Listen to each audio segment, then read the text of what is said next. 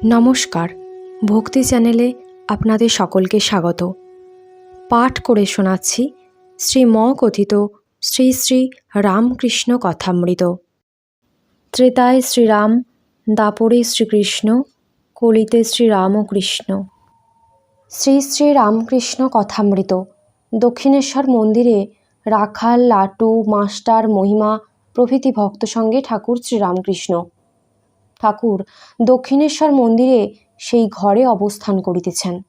বেলা ৩টা, শনিবার, 1884 খ্রিস্টাব্দের 2রা ফেব্রুয়ারি, বাংলায় 1290 সাল, 20 মাঘ, শুক্লা ষষ্ঠী। একদিন ঠাকুর ভাবাবিষ্ট হইয়া ঝাউতলার দিকে যাইতেছেন। সঙ্গে কেহ না থাকাতে রেলের কাছে পড়িয়া যান। তাহাতে তাহার বাম হাতের হাড় সরিয়া যায়, খুব আঘাত লাগে। মাস্টার কলিকাতা হইতে ভক্তদের নিকট হইতে বার, প্যাড ও ব্যান্ডেজ আনিয়াছেন। শ্রীযুক্ত রাখাল, মহিমাচরণ, হাজরা প্রভৃতি ভক্তেরা ঘরে আছেন। মাস্টার আসিয়া ভূমিষ্ঠ হইয়া ঠাকুরের চরণ বন্দনা করিলেন। শ্রীরামকৃষ্ণ বলছেন, কি গো, তোমার কি ব্যারাম হয়েছিল, এখন সেরেছে তো? মাস্টার বলছেন, আগে হ্যাঁ। শ্রীরামকৃষ্ণ মহিমার প্রতি বলছেন, হ্যাঁ গা, আমি যন্ত্র তুমি যন্ত্রী, তবে এরকম হলো কেন? ঠাকুর তক্তার উপর বসিয়া আছেন। মহিমাচরণ নিজের তীর্থ দর্শনের গল্প করিতেছেন। ঠাকুর শুনিতেছেন। 12 বৎসর পূর্বে তীর্থ দর্শন। মহিমাচরণ বলছেন, কাশী সিকরোলের একটি বাগানে একটি ব্রহ্মচারী দেখলাম। বললে এ বাগানে 20 বৎসর আছে, কিন্তু কার বাগান জানে না। আমায় জিজ্ঞাসা করলে, নৌকরি করো বাপু? আমি বললাম না। তখন বলে, কেয়া পরিব্রাজক হ্যাঁ? নর্মদা তীরে একটি সাধু দেখলাম, অন্তরে গায়ত্রী জপ করছেন, শরীরে পুলক হচ্ছে, আবার এমন প্রণব আর গায়ত্রী উচ্চারণ করেন যে যারা বসে থাকে তাদের রোমাঞ্চ আর পুলক হয়। ঠাকুরের বালক স্বভাব, ক্ষুধা পাইয়াছে। মাস্টারকে বলিতেছেন, কই কি এনেছ? রাখালকে দেখিয়া ঠাকুর সমাধিস্থ হইলেন। সমাধি ভঙ্গ হইতেছে। প্রকৃতিস্থ হইবার জন্য ঠাকুর বলিতেছেন, আমি জিলিপি খাবো, আমি জল খাবো। ঠাকুরের বালক স্বভাব। জগন্মাতাকে কেঁদে কেঁদে বলছেন, ব্রহ্মময়ী, আমার এমন কেন করলি? আমার হাতে বড় লাগছে। তারপর ঠাকুর রাখাল, মহিমা, হাজরা প্রভৃতির প্রতি বলছেন, আমার ভালো হবে। ভক্তেরা ছোট ছেলেটিকে যেমন বোঝায় সেই রূপ বলছেন, ভালো হবে বই কি। শ্রীরামকৃষ্ণ রাখালের প্রতি বলছেন, যদিও শরীর রক্ষার জন্য তুই আছিস, তোর দোষ নাই, কেননা তুই থাকলেও রেল পর্যন্ত তো যেতিস না। ঠাকুর আবার ভাবাবিষ্ট হইলেন।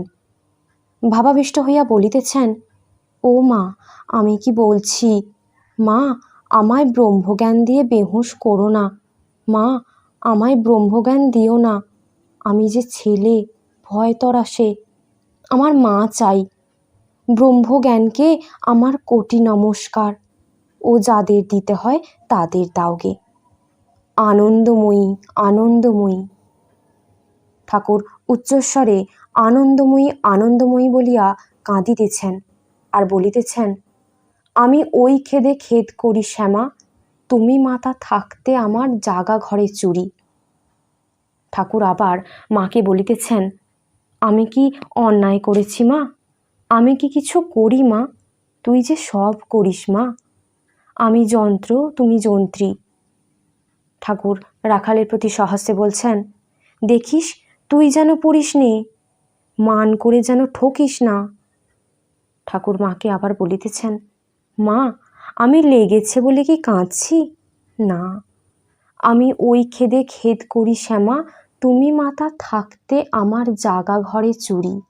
ঠাকুর শ্রীরামকৃষ্ণ বালকের ন্যায় আবার হাসিতেছেন, কথা কহিতেছেন। বালক যেমন বেশি অসুখ হলেও একবার হেসে খেলে বেড়ায়, মহিমাদি ভক্তের সহিত কথা কহিতেছেন।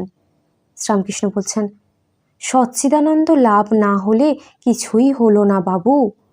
বিবেক বৈরাগ্যের ন্যায় আর জিনিস নাই। সংসারীদের অনুরাগ ক্ষণিক, তপ্ত খোলায় জল যতক্ষণ থাকে। একটি ফুল দেখে হয়তো বললে, আহা কি চমৎকার ঈশ্বরের সৃষ্টি। ব্যাকুলতা চাই। যখন ছেলে বিষয়ের ভাগের জন্য ব্যতিব্যস্ত করে, তখন বাপ মা দুজনে পরামর্শ করে আর ছেলেকে আগেই হিস্সা ফেলে দেয়।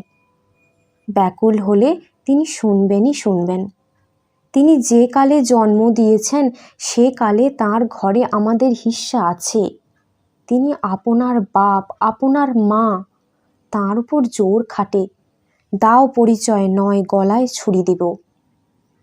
কী রূপে মাকে ডাকিতে হয় ঠাকুর শিখাইতেছেন।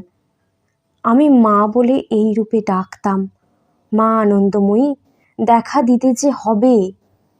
আবার কখনো বলতাম, ওহে দীননাথ, জগন্নাথ, আমি তো জগৎ ছাড়া নই নাথ। আমি জ্ঞানহীন, সাধনহীন, ভক্তিহীন, আমি কিছুই জানি না, দয়া করে দেখা দিতে হবে। ঠাকুর অতি করুণ স্বরে সুর করিয়া কী রূপে তাহাকে ডাকিতে হয় শিখাইতেছেন।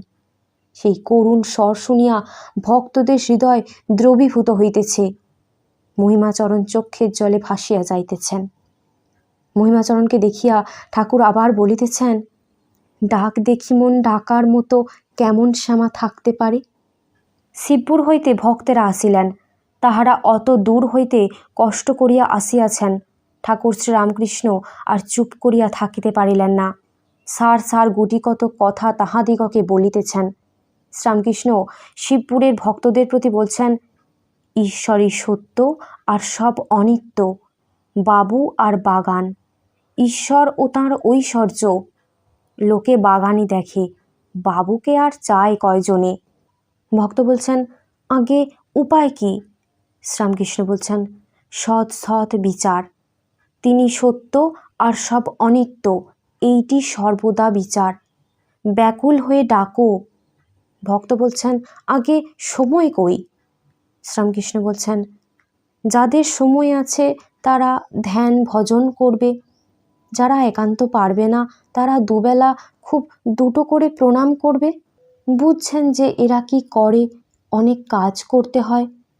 তোমাদের ডাকবার সময় নাই, তাকে আম-মুক্তারি দাও। কিন্তু তাকে লাভ না করলে, তাকে দর্শন না করলে কিছুই হলো না। একজন ভক্ত বলছেন, আগে আপনাকে দেখাও যা, ঈশ্বরকে দেখাও তা। শ্রীরামকৃষ্ণ বলছেন, ও কথা আর বলো না। গঙ্গারই ঢেউ, ঢেউয়ের কিছু গঙ্গা নয়। আমি এত বড় লোক, আমি অমুক, এইসব অহংকার না গেলে তাকে পাওয়া যায় না। আমি ঢিবিকে ভক্তির জলে ভিজিয়ে সমভূমি করে ফেলো। ভক্ত বলছেন, সংসারে কেন তিনি রেখেছেন? শ্রীরামকৃষ্ণ বলছেন, সৃষ্টির জন্য রেখেছেন। তার ইচ্ছা, তার মায়া, কামিনী কাঞ্চন দিয়ে তিনি ভুলিয়ে রেখেছেন। ভক্ত তখন বলছেন, কেন ভুলিয়ে রেখেছেন, কেন তার ইচ্ছা? শ্রীরামকৃষ্ণ বলছেন, তিনি যদি ঈশ্বরের আনন্দ একবার দেন তাহলে আর কেউ সংসার করে না, সৃষ্টিও চলে না। চালের আড়তে বড় বড় ঠেকের ভিতরে চাল থাকে, পাছে ইঁদুরগুলো ওই চালের সন্ধান পায়, তাই দোকানদার একটা কুলোতে খই মুরগি রেখে দেয়। ওই খই মুরগি মিষ্টি লাগে, তাই ইঁদুরগুলো সমস্ত রাত করর মরর করে খায়, চালের সন্ধান আর করে না। কিন্তু দেখো, 1 সের চালে 14 গুণ খই হয়। কামিনী কাঞ্চনের আনন্দ অপেক্ষা ঈশ্বরের আনন্দ কত বেশি। তাঁর রূপ চিন্তা করলে রম্ভা তিলোত্তমার রূপ চিতার ভস্ম বলে বোধ হয়। ভক্ত বলছেন, তাকে লাভ করবার জন্য ব্যাকুলতা কেন হয় না? শ্রীরামকৃষ্ণ বলছেন, ভোগান্ত না হলে ব্যাকুলতা হয় না। কামিনী কাঞ্চনের ভোগ যেটুকু আছে সেটুকু তৃপ্তি না হলে জগতের মাকে মনে পড়ে না। ছেলে যখন খেলায় মত্ত হয় তখন মাকে চায় না, খেলা সাঙ্গ হয়ে গেলে তখন বলে মা যাব। হৃদের ছেলে পায়রা লয়ে খেলা করছিল, পায়রাকে ডাকছে আয় তি তি করে। পায়রা লয়ে খেলা তৃপ্তি যেই হলো অমনি কাঁদতে আরম্ভ করলো। তখন একজন অচেনা লোক এসে বললে, আমি তোকে তোর মায়ের কাছে লয়ে যাচ্ছি, আয়। সে তারই কাঁধে চড়ে অনায়াসে চলে গেল। ঠাকুর বলছেন, যারা নিত্যসিদ্ধ তাদের সংসারে ঢুকতে হয় না, তাদের ভোগের বাসনা জন্ম থেকেই মিটে গেছে। 5টা বাজিয়াছে, মধু ডাক্তার আসিয়াছেন।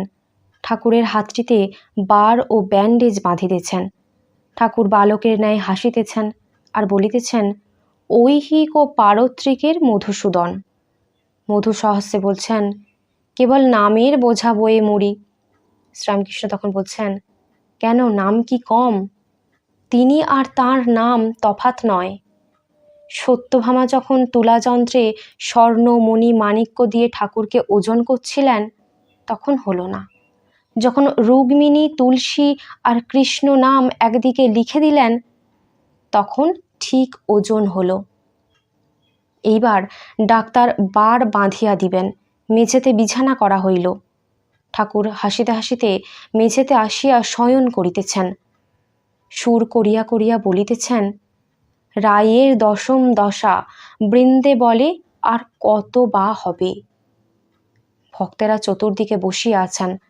ঠাকুর আবার গাহিতেছেন, সব সখী মিলি বৈঠল সরোবর কূলে। ঠাকুরও হাসিতেছেন, ভক্তেরাও হাসিতেছেন।